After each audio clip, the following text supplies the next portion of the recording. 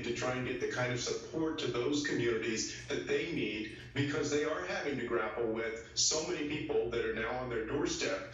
I also think that the administration has been approaching the issue of immigration based on fear and really just trying to do what it can. Go help them in their own countries. Years instead of being proactive. Maybe the best work that they're doing is the long-term work that Vice President Kamala Harris is trying to do with other countries, and then Secretary Notice foreigners cannot live in their own country. We live in a neighborhood, and in that neighborhood there's a tremendous amount of poverty, of persecution, of rampant crime, and so you're going to see people continue to try and find a better life. Yeah, in the illegals are the ones committing the crimes. We need a Marshall Plan for Central America so that people can find safety and opportunity at home instead of having to find it in the United States. Yes. Well, you mentioned and we mentioned how cities across the country are trying to smartest thing I've ever heard you say. We're going to show folks some of the headlines in newspapers around the country, from the Let's make the Atlanta world great. Constitution to the Philadelphia Inquirer, talking about immigrants coming in by bus. Chicago is bracing for more migrants to come in. And I guess we also had the mayor of Laredo, Texas, on earlier, and he talked about, I mean, they want to do what they can. Their budget build the wall and stop all immigration. They don't have the hospital capacity. Close the U.S. borders. They don't have pediatric units. There's a big long wait time now just for an ambulance. As somebody who was a mayor who lived that, do you understand, whether you're in Laredo, Texas, like the mayor we talked to is, or you're in Atlanta or New York, why this has become such a problem?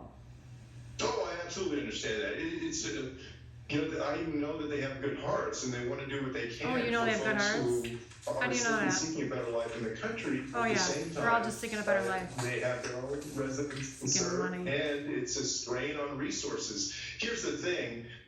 Title 42 never should have been put in place in the first place, and the Biden administration should not have dragged its feet in ending Title 42. Because it was in place so long, now we have this huge bottleneck of people that are just waiting to come in and claim asylum. It didn't have to be this way. This was not a mistake. Didn't have to be this way? They could all just come in when they wanted?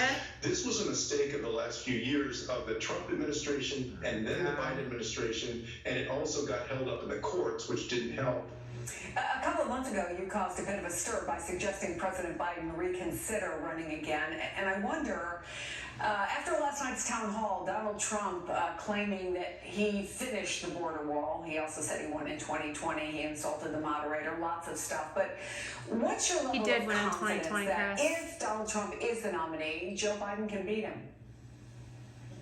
Well, I mean, I can tell you this, like a lot of people, if the choice is between Donald Trump and Joe Biden, I would vote for Joe Biden 1,000 times if I could. I think that he has been and would be a much better president than Donald Trump. What we saw last night was the same Donald Trump that was bad for this country. For the 4 years he was there, it would be even worse if he came back. But I also Trump did a great job as president. I'm confident as a lot of people in Washington and the Democratic establishment seem to be, that Joe Biden is going to do well against Donald Trump. It is a little bit concerning. Yeah, I mean, I think it's worrisome when you have a president that does have a record on the economy and other things that folks can be proud of, that he can be proud of, and yet you have him polling either right about tied in the margin of error with Trump, or behind Trump in the ABC News Washington Post poll a few days ago, and